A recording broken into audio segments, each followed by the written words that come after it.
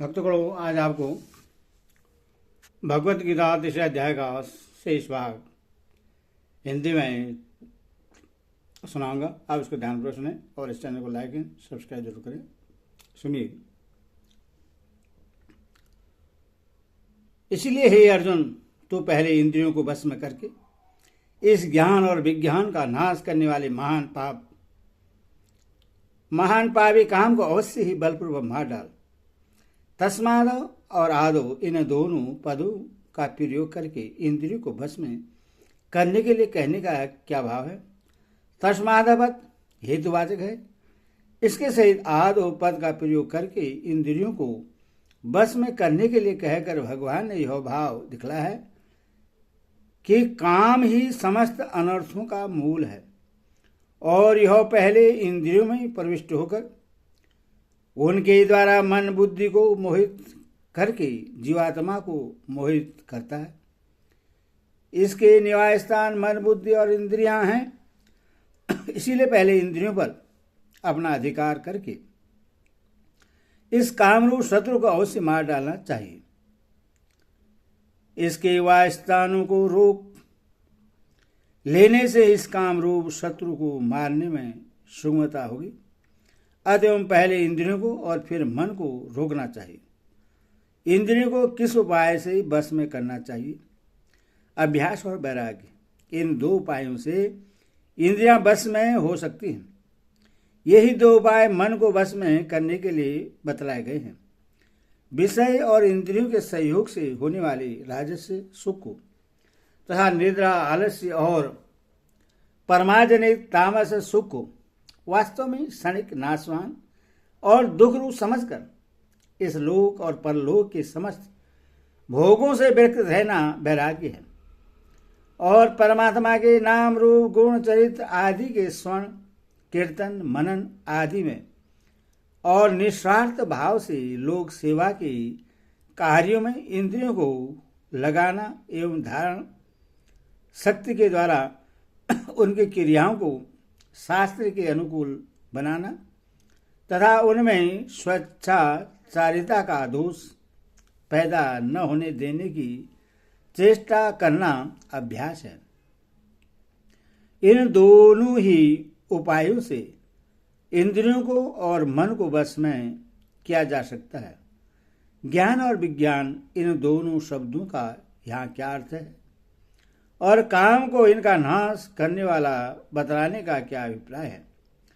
भगवान के निर्गुण निराकार तत्व के प्रभाव, महात्म्य और रहस्य से युक्त यथार्थ ज्ञान को ज्ञान तथा सगुण निराकार और दिव्य साकार तत्व के लीला, रहस्य, गुण, महत्व और प्रभाव से युक्त अर्थार्थ ज्ञान को विज्ञान कहते हैं।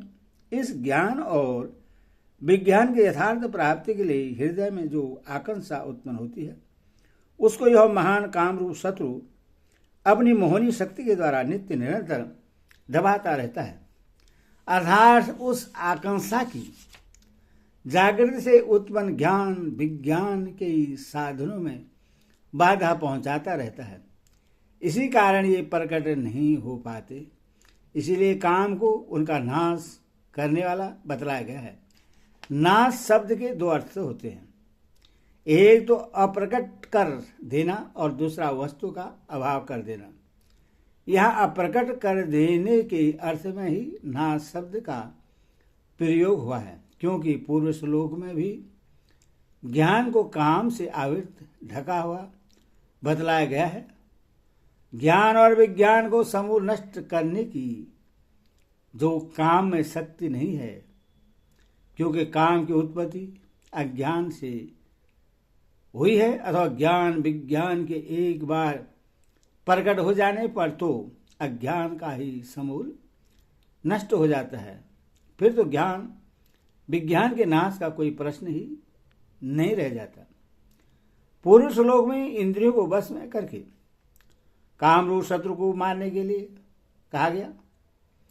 इस बार यह शंका होती है कि जब इंद्रिय मन और बुद्धि पर काम का अधिकार है और उनके द्वारा काम ने जीवात्मा को मोहित कर रखा है, तो ऐसी स्थिति में वह इंद्रियों को वश में करके काम को कैसे मार सकता है। इस शंका को दूर करने के लिए भगवान आत्मा के यथार्थ स्वरूप का लक्ष्य कराते हुए आत्मबल की स्मृति कराते हैं। इंद्रियों को स्थूल शरीर से पर यानी श्रेष्ठ, बलवान और सूक्ष्म कहते हैं। इन इंद्रियों पर मन है, मन से भी पर बुद्धि है, और जो बुद्धि से भी अत्यंत पर है वह आत्मा है। इंद्रियों को समूल शरीर से पर कहते हैं। यह बात किस आधार पर मानी जा सकती है? कठोपनिषद में शरीर को रथ और इंद्रियों को घोड़े बतलाया है। रथ की अपेक्षा घोड़े श्रेष्ठ और चेतन है, एवं रथ को अपनी इच्छानुसार ले जा सकते हैं। इसी तरह इंद्रियां ही स्थूल देह को चाहे जहां ले जाती हैं, अतः उससे बलवान और चेतन है। स्थूल शरीर देखने में आता है, इंद्रियां देखने में नहीं आती, इसीलिए वे इससे सूक्ष्म भी हैं। इसके सिवाय स्थूल शरीर की अपेक्षा इंद्रियों की श्रेष्ठता, सूक्ष्मता और बलवत्ता प्रत्यक्ष में देखने में आती है। कठोपनिषद में कहा है कि इंद्रियों की अपेक्षा अर्थ पर है, अर्थों की अपेक्षा मन पर है, मन से बुद्धि पर है और बुद्धि से महत्वत्व पर है। समष्टि बुद्धि रूप महत्वत्व से अव्यक्त पर है और अव्यक्त से पुरुष पर है। इस पुरुष से पर अर्थात श्रेष्ठ और सूक्ष्म कुछ भी नहीं है। यही सबकी अंतिम सीमा है और यही परम गति है। परंतु यहाँ भगवान ने अर्थ, महत्व और अव्यक्त को छोड़कर कहा है। इसका क्या अभिप्राय है? भगवान ने यहाँ इस प्रकार का वर्णन सारूप से किया है, इसीलिए उन तीनों का नाम नहीं लिया, क्योंकि काम को मारने के लिए अर्थ, महत्वत्व और अव्यक्त की श्रेष्ठता बदलाने की कोई आवश्यकता नहीं, केवल आत्मा का ही महत्व दिखलाता है। कठोपनिषद में इंद्रियों की अपेक्षा अर्थों को पर यानी श्रेष्ठ बतलाया है। वहां अर्थ शब्द का अभिप्राय पंच तन मात्राएं हैं। तन मात्राएं इंद्रियों से सूक्ष्म हैं, इसीलिए उनको पर कहना उचित है। यहाँ भगवान ने इंद्रियों की अपेक्षा मन को और मन की अपेक्षा बुद्धि को पर आधार श्रेष्ठ, सूक्ष्म और बलवान बतलाया है। किंतु दूसरे अध्याय में कहा है कि यत्न करने वाले बुद्धिमान पुरुष के मन को भी प्रथवन स्वभाव वाली इंद्रियां बलात् घर लेती हैं। तब यह भी कहा है कि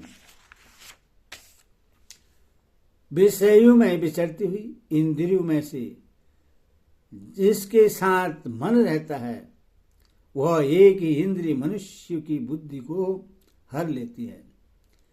इन वचनों से मन की अपेक्षा इंद्रियों की प्रबलता सिद्ध होती है और बुद्धि की अपेक्षा भी मन की सहायता से इंद्रियों की प्रबलता सिद्ध होती है। इस प्रकार पूर्वापर में विरोध सा प्रतीत होता है। इसका समाधान करना चाहिए।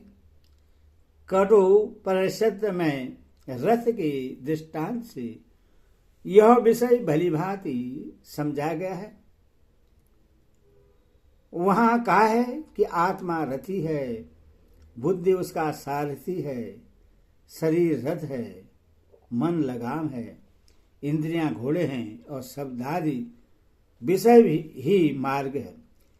यदि वास्तव में रथी के अधीन सारथी, सारथी के अधीन लगाम और लगाम के अधीन घोड़ों का होना ठीक ही है, तथापि जिसका बुद्धि रूप सारथी विवेक ज्ञान से सर्वदा शून्य है, मन रूप लगाम जिसकी नियमानुसार पकड़ी हुई नहीं है, ऐसे जीवात्मा रूप रथी के इंद्रिय रूप घोड़े उछल होकर उस दुष्ट घोड़ों की भांति बलात् उल्टे विषय मार्ग में ले जाकर गड्ढे में डाल देते हैं।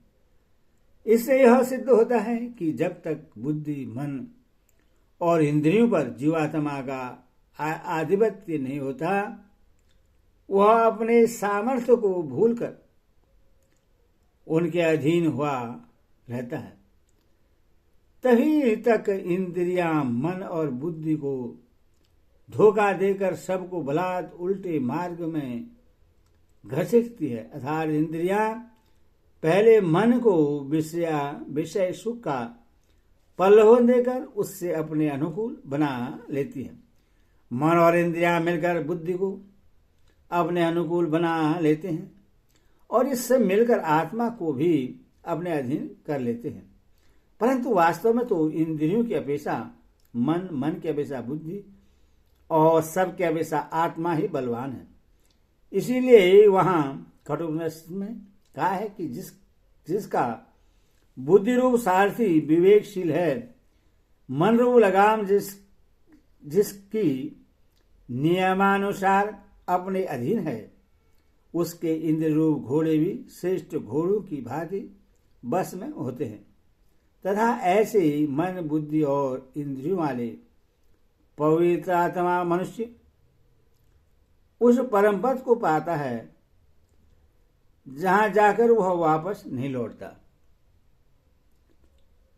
गीता में भी जीते हुए मन, बुद्धि और इंद्रियों से युक्त अपने आत्मा को मित्र और बिना जीते हुए मन, बुद्धि और इंद्रियों वाले को अपने शत्रु के समान बतलाया है।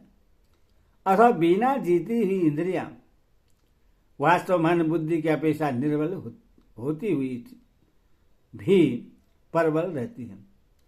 इस आशय से दूसरे अध्याय का कथन है और यहाँ उनकी वास्तविक स्थिति बतलाई गई है।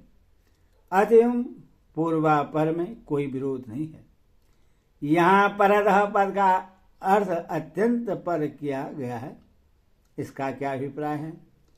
करुणस में जहाँ यह विषय आया है, वहाँ बुद्धि पर महत्वत्व को, उससे पर अव्यक्त को और अव्यक्त से पर अव्यक्त से भी पर पुरुष को बतलाया गया है।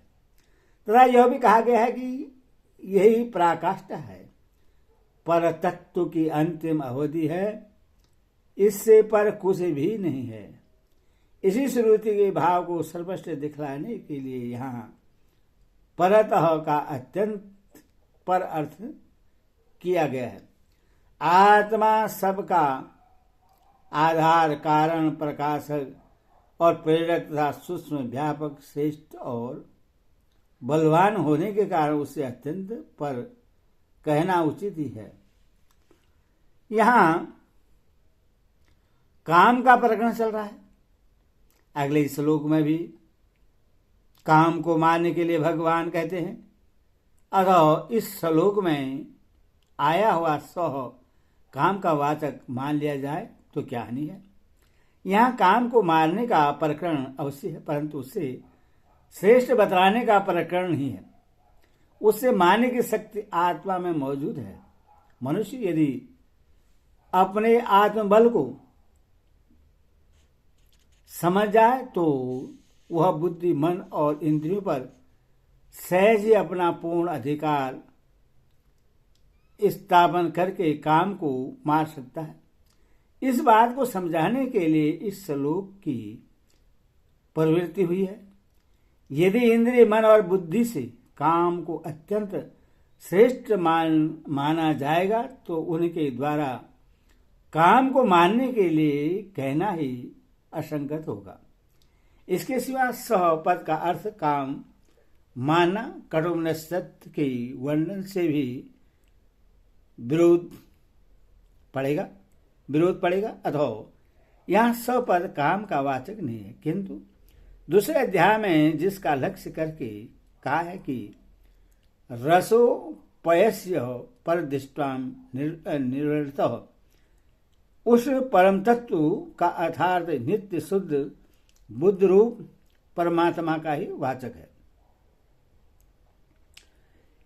अब भगवान पुरुष लोक में श्लोक के वर्णन के अनुसार आत्मा को सर्वश्रेष्ठ समझकर काम का बैरी को मारने के लिए आज्ञा देते हैं।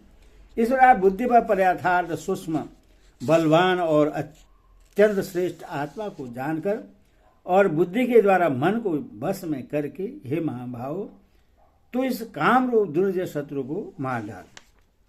हरि ओम तत्सद, हरि ओम तत्सद।